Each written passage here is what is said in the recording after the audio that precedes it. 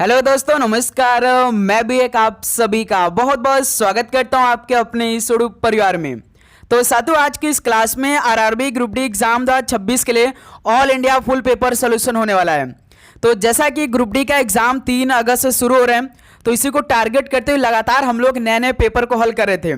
लेकिन साथियों, आज की इस क्लास में ग्रुप डी एग्जाम के लिए आप सभी का एक ऑल इंडिया का फुल पेपर होने वाला है और इस पेपर को बहुत ही अच्छी तरीके से हम लोग सोल्यूशन करने वाले हैं। और जिस तरह से ग्रुप डी के पेपर में सवाल पूछे जाते हैं, जिस लेवल के और जिस पैटर्न के, सेम टू सेम साथों उसी लेवल और उसी पैटर्न पे आज की इस क्लास में हम लोग पूरे प्रश्नों को हल करने वाले हैं। यदि आप अपने परीक्षा में जाने से पहले इस पेपर को हल कर लेते हैं तो आपको खुद मालूम चल जाएगा कि आप पहली बार एग्जाम देने जा रहे हैं तो आप कितना स्कोर करने वाले हैं।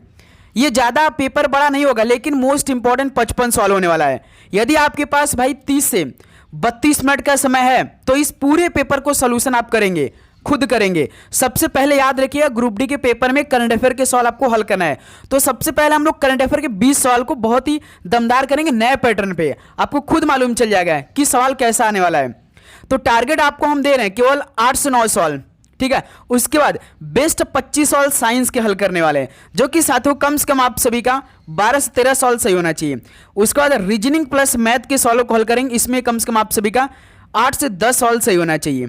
ओके, इतने टारगेट को आपको पूरा करना है इस ऑल इंडिया फुल पेपर के सोल्यूशन में। याद रखिएगा भाई, बिल्कुल सेम टू सेम ऐसे ही प्रश्न आएंगे परीक्षा में, जो लेवल के और जो पैटर्न पे हम लोग प्रश्न आज की इस क्लास में डिस्कस करेंगे, ठीक है। तो चलिए साथियों, इस पेपर को हल करते हैं। और एक बात की, आप लोग अपना एग्जाम डेट हमें कमेंट सेक्शन बता दीजिए कि आप सभी का किस डेट को एग्जाम होने वाला है। लेकिन आप अपने एग्जाम से पहले इस पेपर को हल करिएगा, ठीक है। तो देखिए, आज का पहला प्रश्न है, ऑस्कर अवार्ड 2026 में सर्वश्रेष्ठ फिल्म का पुरस्कार किसे मिला है? ऑस्कर अवार्ड 2026 में सर्वश्रेष्ठ फिल्म का पुरस्कार किसे मिला है? द होल्ड ओवर्स को, ओपेनहाइमर को, वन बैटल आफ्टर अनदर को, या पुअर थिंग्स को? बताइए, ऑस्कर अवार्ड 2026 में सर्वश्रेष्ठ फिल्म का पुरस्कार किसे दिया गया है? तो वन बैटल आफ्टर अनदर को मिला है। तो पहले का सी ऑप्शन बिल्कुल राइट आंसर होंगे। नेक्स्ट अगला सवाल को देखिए, क्वेश्चन नंबर 2 को, ज्ञानपीठ सम्मान 2025 से किसे नवाजा गया है? ये तो भाई समझिए कि किसी न किसी शिफ्ट में सवाल कन्फर्म आएगा। ज्ञानपीठ सम्मान 2025 से किसे भाई नवाजा गया था? तो ध्यान की आर वेरामुथु को नवाजा गया था। तो इस सवाल का बी ऑप्शन बिल्कुल राइट आंसर होंगे। नेक्स्ट अगला सवाल कॉल करिए, क्वेश्चन नंबर 3 को, फ्रीडम शील्ड किन 2 देशों के बीच एक संयुक्त सैन्य अभ्यास है? बताइए, फ्रीडम शील्ड किन 2 देशों के बीच एक संयुक्त सैन्य अभ्यास है? तो ये भाई अमेरिका और दक्षिण अफ्रीका के बीच एक संयुक्त सैन्य अभ्यास है जो फ्रीडम शील्ड है। तो इस सवाल का सी ऑप्शन बिल्कुल राइट आंसर होंगे। नेक्स्ट अगला सवाल कॉल करिए, क्वेश्चन नंबर 4 को, भारत का दूसरा पूर्ण साक्षर केंद्र शासित प्रदेश कौन बना है? तो साथियों मेरे, भारत का जो दूसरा पूर्ण साक्षर केंद्र शासित प्रदेश है वो कौन बना है? तो चंडीगढ़ बन चुका है। ओके, ऑप्शन बिल्कुल राइट आंसर हो जाएंगे। नेक्स्ट अगला सवाल कॉल करिए, क्वेश्चन नंबर 5 को, सरकार ने जल जीवन मिशन की समय सीमा को कब तक के लिए बढ़ा दिया गया है? बताइए साथियों, सरकार ने भाई जो जल जीवन मिशन है इसकी समय सीमा को कब तक के लिए बढ़ा दिया है? तो दोस्त मेरे, दिसंबर 2028 तक बढ़ा दिया है, ठीक है। बी ऑप्शन बिल्कुल राइट आंसर होंगे। नेक्स्ट अगला सवाल कॉल करिए, क्वेश्चन नंबर 6 को, जनगणना 2027 के लिए प्रगति और विकास नामक शुभंकर किसने लॉन्च किए? जनगणना 2027 के लिए प्रगति और विकास नामक शुभंकर किसने लॉन्च किए? तो भाई गृह मंत्री यानी सहकारिता मंत्री अमित शाह जी ने इसको लॉन्च किया था। तो बी ऑप्शन बिल्कुल राइट आंसर होंगे। नेक्स्ट अगला सवाल को देखिए, क्वेश्चन नंबर 7 को, भारत की पहली नमो भारत रैपिड रेल सेवा कहाँ शुरू हुई है? तो साथियों मेरे, जो भारत की पहली नमो भारत रैपिड रेल सेवा है ये कहाँ शुरू हुई है? तो भाई याद रखिए, मेरठ से शुरू हुई है। ऑप्शन है बिल्कुल राइट आंसर हो जाएंगे। नेक्स्ट अगला सवाल कॉल करिए, क्वेश्चन नंबर 8 को, छठे खेलो इंडिया विंटर्स गेम्स 2026 की विजेता कौन सी टीम रही? भारतीय सेना, लद्दाख, जम्मू कश्मीर या हिमाचल प्रदेश? छठे खेलो इंडिया विंटर गेम्स 2026 की विजेता कौन सी टीम थी? तो भारतीय सेना विजेता रही। ऑप्शन है बिल्कुल राइट आंसर हो जाएंगे। अगला सवाल कॉल करिए जरा। और साथियों, आगे बढ़ने से पहले भाई पेपर में छपने वाला प्रश्न आ चुका है, जिन स्टूडेंट की तैयारी बिल्कुल भी नहीं है, तो बस ये भाई current affair, GK, math, reasoning, science का इंपॉर्टेंट पीडीएफ वाला क्वेश्चन पढ़ लीजिए भाई। आप अपने परीक्षा में बहुत ही अच्छा स्कोर करने वाले हैं और आसानी से आप भाई जैसे ना क्वेश्चन को टैकल कर सकते हैं और आपको ये भी मालूम हो जाएगा कि आपकी तैयारी कैसी, ये पीडीएफ आपको पूरा क्लियर कर देगा।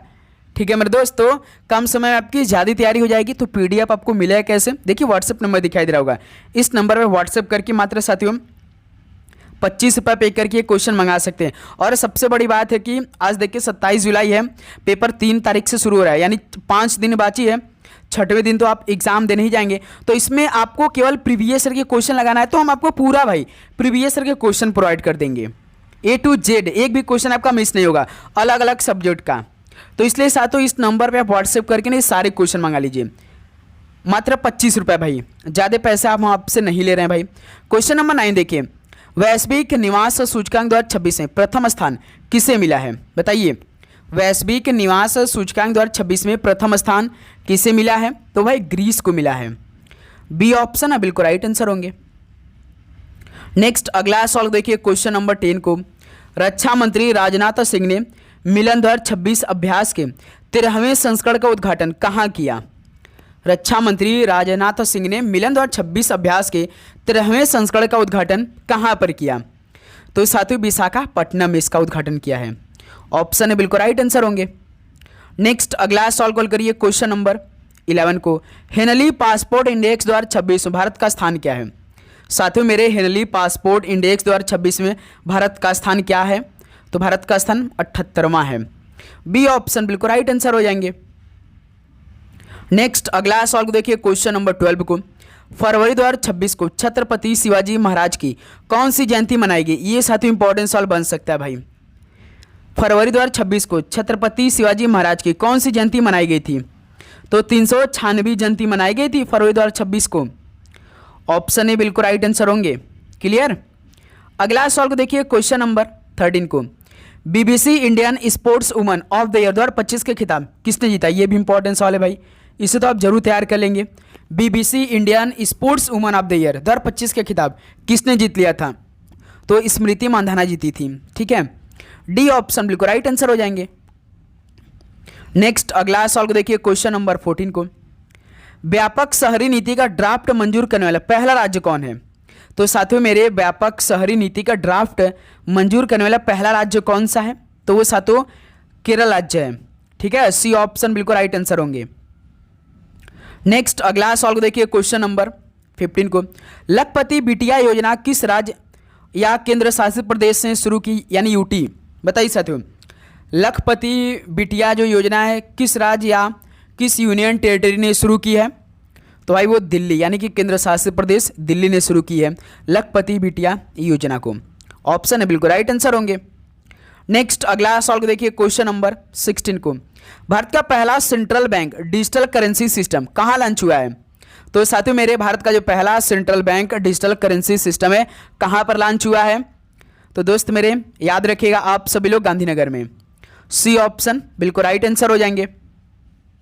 क्लियर। नेक्स्ट अगला सवाल को देखिए, क्वेश्चन नंबर 17 को, भ्रष्टाचार धारणा सूचकांक 2025 में भारत का स्थान क्या है।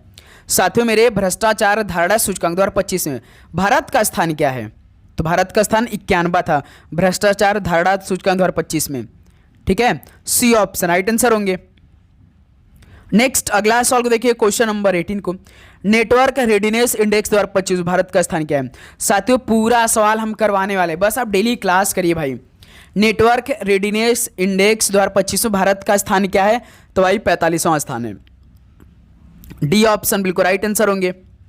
नेक्स्ट अगला सवाल को देखिए, क्वेश्चन नंबर 19 को, पढ़ाई विथ एआई डिजिटल लर्निंग पहल ये किस राज्य ने लॉन्च की है। बताइए साथियों, पढ़ाई के साथ साथ एआई भी, ये डिजिटल लर्निंग पहल किस राज्य ने लॉन्च किया है, तो ये साथियों ने हिमाचल प्रदेश राज्य सरकार ने इसको लॉन्च किया है, पढ़ाई विथ एआई। सी ऑप्शन बिल्कुल राइट आंसर होंगे। नेक्स्ट अगला सवाल को देखिए, क्वेश्चन नंबर 20 को, 2026 में पीएम मोदी ने अपनी पहली विदेश यात्रा किस देश के की थी। बताइए, अब तो सोचिए, यदि ये सवाल यही पूछ दिया कि 2026 में पीएम मोदी ने अपनी पहली विदेश यात्रा किस देश के किया था, तो आप कौन सा ऑप्शन लगाएंगे, किस देश को टैग करेंगे, तो याद रखिएगा मलेशिया का सबसे पहले किया था, तो सी ऑप्शन राइट आंसर हो जाएंगे। क्लियर। तो साथियों 20 सवाल देखिए भाई करंट अफेयर का कंप्लीट हो गया। तो टारगेट बताइए कि पहले सेक्शन में आपका कितना स्कोर बना। अब यहां से हम लोग बेस्ट लेवल के 25 सवाल भाई साइंस के हल करने वाले हैं। ठीक है, देखिए क्वेश्चन नंबर 21, किसी पुष्प के मादा भाग के मध्य दीर्घित भाग को क्या कहा जाता है। बताइए साथियों, किसी पुष्प के मादा भाग के मध्य दीर्घित भाग को क्या कहा जाता है। तो दोस्त मेरे वर्तिका यानी कि स्टाइल कहते हैं। सी ऑप्शन बिल्कुल राइट आंसर होंगे। नेक्स्ट अगला सवाल को देखिए क्वेश्चन नंबर 22 को, निम्नलिखित में से कौन सा यौगिक का उदाहरण है। अब बताइए साथियों, यौगिक का उदाहरण इनमें से कौन सा है भाई। तो शुगर है, मरकरी नहीं यानी पारा नहीं है, ना आयरन है, ना हाइड्रोजन, ये यौगिक का उदाहरण नहीं है। शर्करा यानी शुगर ये यौगिक का उदाहरण है। तो ऑप्शन इस सवाल का राइट आंसर होंगे। नेक्स्ट अगला सवाल को देखिए क्वेश्चन नंबर 23 को, बल द्वारा दिए गए कार्य को मापने के लिए सही मात्रक निम्नलिखित में से कौन सा है। बल द्वारा किए गए कार्य को मापने के लिए सही मात्रक कौन सा है, ये सवाल पूछा है भाई आप सभी से। तो बल द्वारा किए गए कार्य को मापने के लिए जो सही मात्रक है वो साथियों जूल है। ऑप्शन है बिल्कुल राइट आंसर होंगे।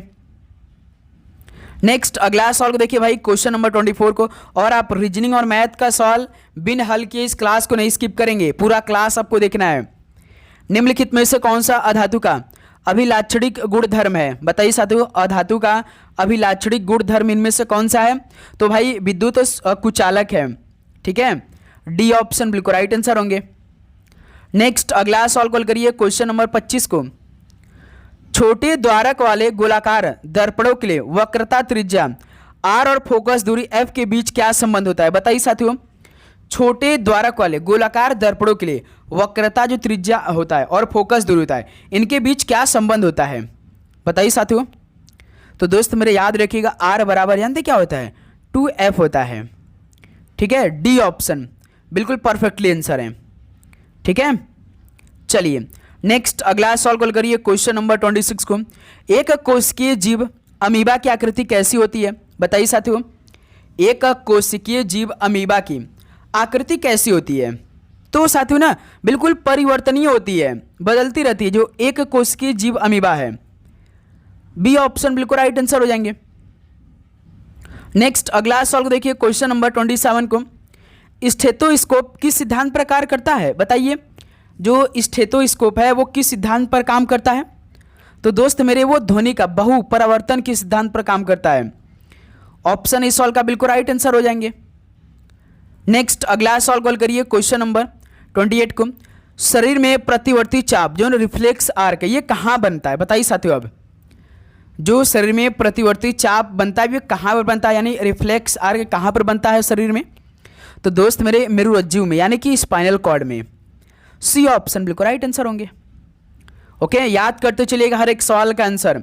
लास्ट में इसको पूछेंगे, पृथ्वी की सतह पर किस स्थान पर एक मानक वस्तु पर गुरुत्वाकर्षण स्मॉल जी अधिकतम होगा।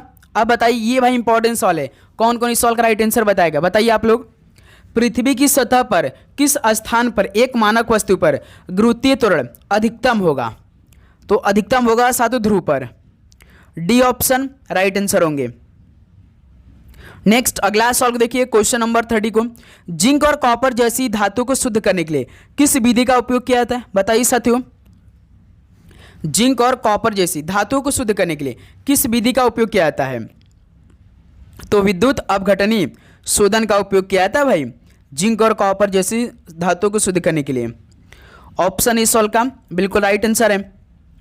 नेक्स्ट अगला सवाल कॉल करिए क्वेश्चन नंबर 31 को, संवेग यानी कि पी एक सदिश राशि है। ठीक है, इसका अर्थ है कि संवेग में दोनों होते हैं। बताइए साथियों, कैसा राशि है, सदिश है कि अदिश है, यही आप बता दीजिए।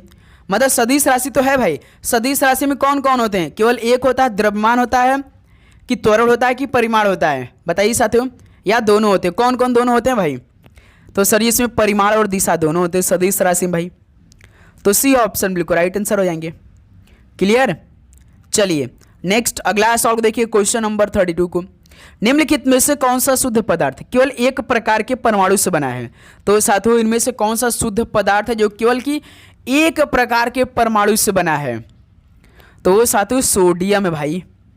बी ऑप्शन बिल्कुल राइट आंसर होंगे, ध्यान दीजिएगा।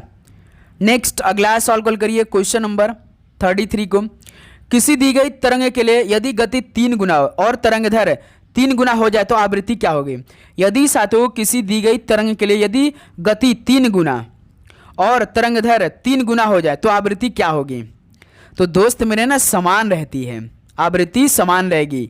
यदि गति 3 गुना और तरंगदैर्घ्य 3 गुना हो जाए तो आवृत्ति समान रहती है, ये ध्यान रखिएगा आप लोग।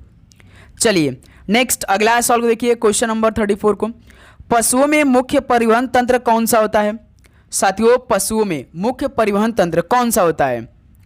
तो भाई परिसंचारी तंत्र होते हैं, ठीक है। बी ऑप्शन बिल्कुल राइट आंसर होंगे। नेक्स्ट अगला सवाल कॉल करिए, क्वेश्चन नंबर 35 को। निम्नलिखित में से किस पर स्थिर अनुपात का नियम लागू नहीं होता है। बताइए किस पर स्थिर अनुपात का नियम लागू नहीं होता है। तो देखिए आयनिक यौगिक पर लागू होता है, तत्वों पर लागू होता है, यौगिकों पर, लेकिन जो मिश्रण होते हैं यानी कि मिक्सचर होते हैं इनमें साथियों ना स्थिर अनुपात का नियम लागू नहीं होता है। तो इसलिए डी ऑप्शन बिल्कुल राइट आंसर है। नेक्स्ट अगला सवाल को देखिए, क्वेश्चन नंबर 36 को। मानव मादाओं में यदि अंडा निषेचित नहीं होता तो गर्भाशय स्तर के मासिक भाव को निम्नलिखित में से क्या कहा जाता है। बताइए साथियों मानव मादाओं में यदि अंडा निषेचित नहीं होता है तो भाई गर्भाशय स्तर के मासिक भाव को क्या कहते हैं। तो साथियों याद रखिएगा भाई मेंस्ट्रुएशन कहते हैं, यानी कि रजोधर्म कहते हैं। ऑप्शन इस सवाल का बिल्कुल राइट आंसर होंगे। नेक्स्ट अगला सवाल को देखिए, क्वेश्चन नंबर 37 को। एथेनोइक अम्ल अल्कोहल के साथ अभिक्रिया करके कौन सा यौगिक बनाता है। बताइए एथेनोइक अम्ल अल्कोहल के साथ अभिक्रिया करके कौन सा भाई यौगिक बनाता है। तो एस्टर बनाता है, बी ऑप्शन बिल्कुल राइट आंसर होंगे। नेक्स्ट क्वेश्चन नंबर 38 को देखिए, किसी तत्व के समस्थानिकों में किसकी संख्या समान होती है। किसी तत्व के समस्थानिकों में किसकी संख्या समान होती है। तो भाई प्रोटॉन की संख्या समान होती है, ठीक है। डी ऑप्शन इस सवाल का बिल्कुल राइट आंसर होंगे। नेक्स्ट अगला सवाल को देखिए, क्वेश्चन नंबर 39 को। निम्नलिखित में से कौन सा अजैविक कारक कृषि उपज में भंडारण हानि के लिए जिम्मेदार है। बताइए साथियों कौन सा इनमें से अजैविक कारक कृषि उपज में भंडारण हानि के लिए जिम्मेदार है। फंजाई, इंसेक्ट्स, रोडेंट्स यानी कृंतक या साथियों मॉइस्चर। बताइए भाई भंडारण हानि के लिए जिम्मेदार कौन है। तो भाई याद रखिए जो आर्द्रता यानी जो मॉइस्चर होता है भाई, ठीक है। डी ऑप्शन इस सवाल का राइट आंसर होंगे। चलिए नेक्स्ट अगला सवाल कॉल करिए, तो क्वेश्चन नंबर 40 को। न्यूरॉन का कौन सा भाग तंत्रिका अवयव को कोशिका काय से दूर ले जाता है। अब बताइए इस सवाल का राइट आंसर दीजिए। न्यूरॉन का कौन सा भाग तंत्रिका अवयव को कोशिका काय से दूर ले जाता है। तो भाई एक्सॉन है वो, सी ऑप्शन बिल्कुल राइट आंसर हो जाएंगे। क्लियर, ध्यान रखिएगा। नेक्स्ट अगला सवाल को देखिए, क्वेश्चन नंबर 41 को। एक ही खेत में एक साथ 2 या 2 से अधिक फसलों की खेती को क्या कहा जाता है। साथियों मेरे एक ही खेत में एक साथ 2 या 2 से अधिक फसलों की खेती को क्या बोलते हैं। तो मिश्रित फसल कहते हैं। ऑप्शन है बिल्कुल राइट आंसर हो जाएंगे।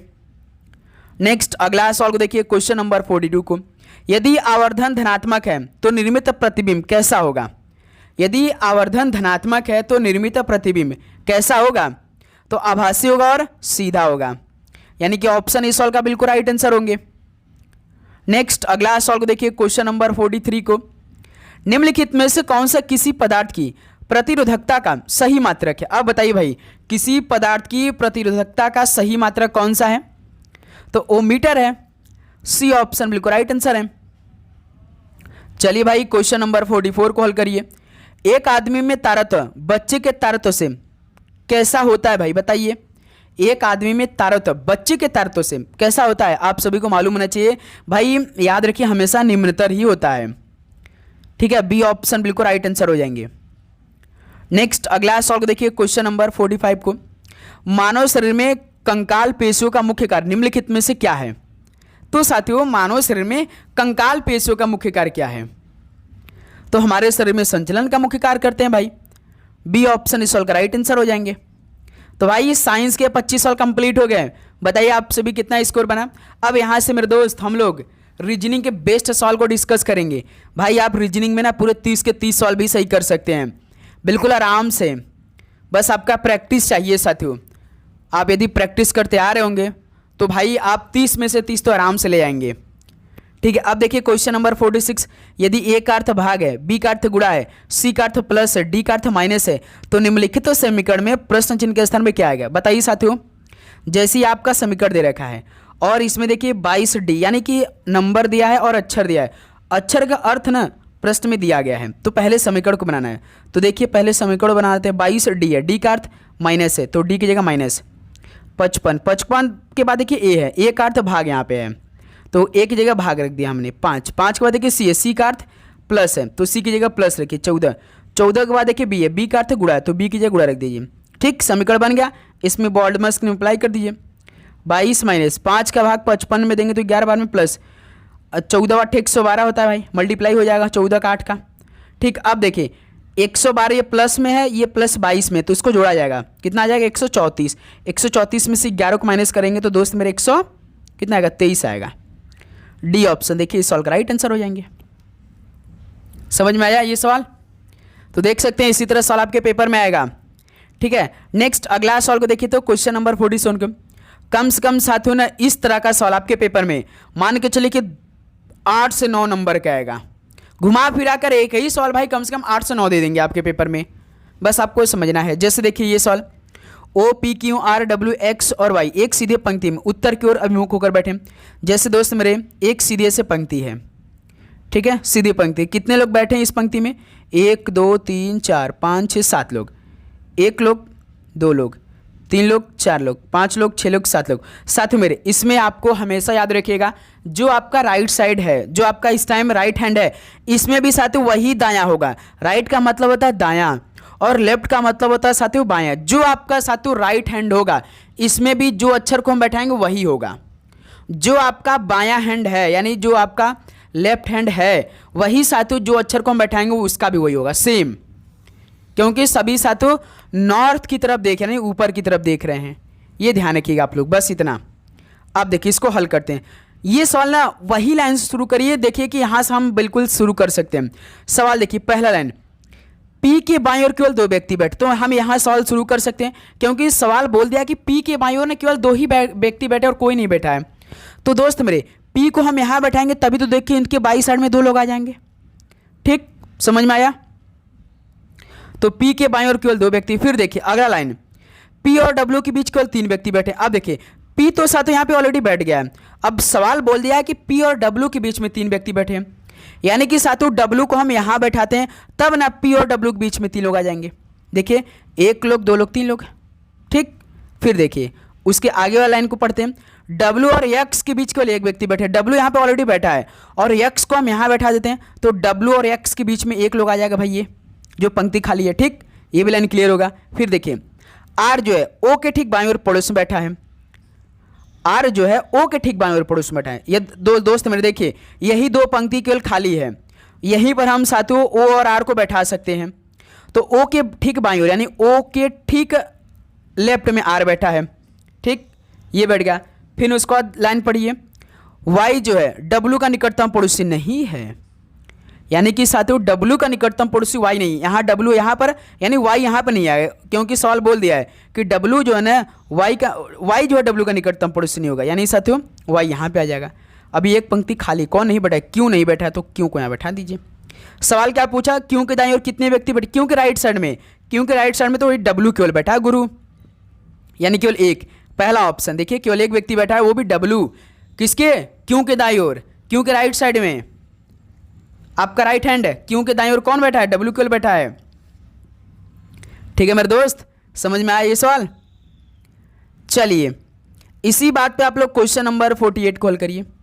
एक निश्चित कोड भाषा में बर्ड को 2739 और ड्रिप को 3978 लिखा था, तो दी गई कोड भाषा में पी का कोड क्या होगा? दोस्त मेरे BIRD, बर्ड में 4 अक्षर है, इसके लिए अलग 4 कोड क्या है? 2739। ड्रिप DRIP, ड्रिप में 4 अक्षर, इसके लिए अलग 4 कोड क्या है? 3978। पूछा किसका कोड भाई? पी का। दोस्त मेरे जब पी का कोड पूछ दिया तो इसमें आप क्या लॉजिक लगाएंगे? पहले तो जब सिंगल अक्षर पूछता तो कॉमन चेक करते हैं, बर्ड में तो पी अक्षर है ही नहीं, केवल ड्रिप में पी अक्षर है, यानी कि हमारा कोड इसी मिलेगा। तो तुरंत भाई इनके कोड को एलिमिनेट कर दीजिए। जैसे देखिए 7 आपका बर्ड में दिया है, ड्रिप में 7 दिया है तो एलिमिनेट हो जाएगा। 3 देखिए बर्ड में दिया है, ड्रिप में 3 दिया तो ये भी एलिमिनेट हो जाएगा। बर्ड में देखिए 9 दिया है, ड्रिप में 9 दिया है, ये भी एलिमिनेट हो जाएगा। बच रहा कौन सा है? बर्ड में देखिए 2 बच रहा है, ड्रिप में 8 बच रहा है। आपको हमने बताया जिसमें जो अक्षर पूछा रहेगा, जिसमें रहेगा उसी में आंसर आएगा। तो पी पूछा है तो पी ड्रिप में, तो ड्रिप वाले में कौन सा नंबर बच रहा है? 8। तो ये आपका आंसर हो जाएगा सी ऑप्शन। इसे एक और आसान ट्रिक बताएं, आसान, इतना तो आप एलिमिनेट करेंगे देखेंगे। इसे आसान, जैसे कि आप साथियों पी का कोड निकालने जा रहे हैं, पी का कोड, तो आप देखेंगे जिसमें पी रहेगा उसी में आंसर आएगा ना। आप देखिए ड्रिप में पी देख लिया, यानी कि हमारा आंसर इसी में आएगा, इसमें हमारा आंसर आएगा नहीं कोई भी। आप ऑप्शन में भी देख सकते हैं, जैसे देखिए बर्ड में 7 है तो इसमें 7 एलिमिनेट कर दी तुरंत। 3 देखिए बर्ड में, ऑप्शन में 3 तो एलिमिनेट करिए। 9 देखिए बर्ड में, इसको भी एलिमिनेट कर, देखिए यहाँ से भी 8 बच रहा है। ऐसे भी आप सॉल्व को हल कर सकते हैं भाई। ठीक है मेरे दोस्त, समझ में आया? चलिए नेक्स्ट अगला सॉल्व कल करिए। क्वेश्चन नंबर 49 को दी गई श्रृंखला में प्रश्न चिन्ह के स्थान में क्या आएगा? 12, 23, 34, 45, 56 क्वेश्चन मार्क। 12, 23, 34, 45, 56 question mark. 12 से 23 मेरे दोस्त, ये तो भाई देखिए नंबर बढ़ा है, यानी कि +11। 23 से 34 इसमें भी +11, 34 से 45 +11, 45 से 56 +11। लॉजिक भाई +11 लगा है, तो 56 में 11 जोड़ देंगे तो 67 आ जाएगा, यानी प्रश्न चिन्ह की जगह पे 67, सी ऑप्शन राइट आंसर होंगे। क्लियर? नेक्स्ट क्वेश्चन नंबर 50 को हल करिए भाई। अभिषेक अपनी कक्षा में ऊपर से 17वें और नीचे से 49वें स्थान पर है, उसकी कक्षा में कितने विद्यार्थी हैं? ऊपर का पोजीशन प्लस नीचे का पोजीशन -1, 17, 49 आपका 66 में से एक घटा देंगे तो कितना आएगा? 65। यानी कि अभिषेक की कक्षा में कितने विद्यार्थी हैं? टोटल 65 विद्यार्थी। तो बी ऑप्शन इस सॉल्व का राइट आंसर होंगे। क्लियर मेरे दोस्त? चलिए नेक्स्ट अगला सॉल्व हल करिए। क्वेश्चन नंबर 51, इस सॉल्व को हल करिए भाई, सवाल को पढ़िए और उसके बाद आप हल करके बताइए। इसको तो हमने हल करेंगे भाई, आप हल करके बताइए। देखते हैं कितने स्टूडेंट इस सॉल्व का राइट आंसर देते हैं। बताइए, सॉल्व को पढ़िए पहले। निम्नलिखित श्रृंखला का संदर्भ लीजिए और प्रश्न का उत्तर दीजिए। बायां आपका इतना दिया है, सवाल क्या मेन होता है कि इसमें सवाल क्या पूछा है? ऐसी कितनी विषम संख्याएं जिनके ठीक बाद एक विषम संख्या दी, बस यही सवाल पूछा है। ऐसे कितनी विषम संख्या? विषम संख्या वो संख्या होती है जो 2 से नहीं कटती है। जैसे 3, सवाल पूछा कि एक विषम संख्या 3 है, इसके ठीक बाद भी एक विषम संख्या कोई 5, यानी इस रूप में आपको देखना है लगातार 2 विषम संख्या। तो चेक करते हैं, विषम संख्या 2 है, इसके बाद देखिए 1 सेकंड, यहाँ पे 3 है, 3 के बाद 2 एक सम संख्या, ये नहीं होगा। ये देखिए 75 हो जाएगा, 75, क्योंकि 7 के बाद साथियों एक विषम संख्या 5 आ जा रहा है, तो एक मिल गया। 5 भी तो एक विषम संख्या है, लेकिन उसके बाद एक सम संख्या, ये नहीं होगा। फिर देखिए 39 हो जाएगा, क्योंकि 3 एक विषम संख्या है, उसके बाद एक 9 भी विषम संख्या, यानी 2 मिल गया। फिर यहाँ पे 9 भी तो एक विषम संख्या है, 9 के बाद एक भी तो क्या है? विषम संख्या, यानी 91 हो जाएगा। 3 ऐसे मिले हमें विषम संख्या जिनके ठीक बाद एक विषम संख्या है। फिर उसके बाद एक भी तो एक विषम संख्या, लेकिन उसके बाद 8 एक सम संख्या, ये नहीं होगा। फिर कोई नहीं भाई, 3 ऐसे मिले विषम संख्या जिनके ठीक बाद एक विषम संख्या आ रहे हैं, 3, तो ऑप्शन होगा राइट आंसर होगा। 3 से अधिक नहीं, केवल 3 है भाई। क्लियर? समझ में आया आप सभी को? ऑप्शन इस सॉल्व का परफेक्टली आंसर हो गए। चलिए दोस्त, क्वेश्चन नंबर 52 को हल करके आप बताइए इस सॉल्व का राइट आंसर क्या होगा। किसी निश्चित गुण भाषा में बाय द वे को TSRDUI के रूप में कुटबद्ध किया गया तथा अलोंग वे को KIUI के रूप में कुटबद्ध किया गया। दी गई भाषा में वे को किस प्रकार कुटबद्ध किया गया? अब इस सॉल्व का राइट आंसर निकालिए मेरे दोस्त। तो साथियों इसमें भी देखिए वे का कोड पूछा, सिंगल पूछा तो कॉमन चेक करिए ना, इसमें आपको जरूर कॉमन मिलेगा। जैसे देखिए बाय द वे इसमें भी है, अलोंग वे इसमें भी वे है, भाई दोनों में वे कॉमन मिल गया। जो इनका कोड होगा ना, इसमें भी आपको कोई ना कोई कॉमन जरूर मिल जाएगा। जिस प्रकार से वे जो पूछा वो कॉमन मिल गया आपको, समझिए कि जो इनका कोड होगा, इनके कोड में भी कोई ना कोई कॉमन आपको जरूर मिल जाएगा। अब देखिए सीधे सीधे दिखाई दे रहा है, UI दोनों में कॉमन है। पहले वाले कोड यहाँ पर है, दूसरे वाले कोड यहाँ पर है, तो UI दोनों में कॉमन है, तो यही वे का कोड हो जाएगा मेरे दोस्त। ऑप्शन ए बिल्कुल राइट आंसर है। समझ में आया यहाँ तक आप सभी को? किसी प्रकार का डाउट? बिल्कुल नहीं। चलिए क्वेश्चन नंबर 53 को हल करिए। 1/20 11/80 है कितना प्रतिशत है? इस सवाल का राइट आंसर बताइए मेरे दोस्त। 1/20, तो इसको क्या करिए? मल्टीप्लाई करिए। 11/80 है ना, तो इसको 80/11 लिखिए। मल्टीप्लाई 100, इसको हल करिए, देखिए आंसर आता है 20 चौका 80, 4 बार में 4 इंटू 100 400, नीचे 11 बच रहा है 11, इसको भाग करिए कितना आएगा भाई, 11 तिया 33, 7, 40 में से 33 7 70, 11 छक्का 66, 70 में से 66 4.0 40, 11 तिया 33, फिर साथियों 7 यानी 36.36 यानी 36% आएगा। याद रखिएगा आपके पेपर में जानते हैं कैसे सवाल पूछता है, आपको भाई ये 2 अंक स्टार्टिंग नहीं देगा, लास्ट की दे देगा भाई। ऐसे जैसे कि कोई सवाल में आ गया कि मान के चलिए कि आपका मान के चलिए कि 65.27, तो जानते हैं कि इस तरह का सवाल में केवल ये देगा, आपको ये नहीं देगा। इसलिए भाई आपको पूरा यूनिट निकालना है, पूरा आंसर निकालना है। जैसे हमने देखिए निकाला 36.36 आया ना, तो 36% आपका होगा। ठीक है, ध्यान रखिएगा मेरे दोस्त। चलिए नेक्स्ट क्वेश्चन नंबर 54 कॉल करिए। यदि ₹1675 अंकित मूल्य वाली वस्तु को 1273 में बेचा जाता तो छूट प्रतिशत कितना होगा? बताइए सर, तो इस सवाल को कौन हल करके बताएगा हमें? कौन कौन स्टूडेंट इस सवाल का राइट आंसर देंगे? अंकित मूल्य यानी कि मार्केट प्राइस दे दिया है, एमपी कितना दिया है 1675, एसपी कितना दिया है भाई, बेचा गया यानी कि सेलिंग प्राइस हुआ है 1273 दिया है। तो छूट प्रतिशत, जब भी भाई मार्केट प्राइस दे सेलिंग प्राइस दे तो हमेशा फॉर्मूला आप कौन सा यूज करेंगे? एमपी माइनस एसपी अपान में एमपी गुणा 100, ये फॉर्मूला। अब एमपी में से एसपी घटा दिए, 1675 में से 1273 कितना होगा 1273, यानी कि 73 में 2 2 75, 402 आएगा भाई, 402 बटे एमपी कितना है 1675 मल्टीप्लाई 100, यही होगा ना भाई। एमपी माइनस एसपी, भाई एमपी ये है 1675, एसपी 1273 है, तो डायरेक्ट हमने 1675 में से 1273 घटा दिया तो कितना आ गया 402। इसको अब हल कर दीजिए, नीचे कितना है साथ 1675 गुणे 100 निकाल के बताइए।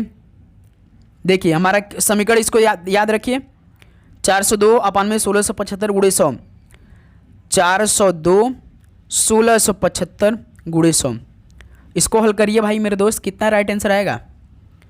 साथियों देखिए डायरेक्ट 25 से काटते हैं ना, कट सकता है। देखिए 25 का 100, फिर 25 का भाग देते हैं 167 में, कितना आएगा 25 छक्का 150, ठीक है। अब 167 में से 150 को माइनस कर देंगे 17 और ये 5 175, 175 25 सत्ते होता है 175, नहीं 7 बार में 67 बार में पूरा कट जाएगा, ठीक।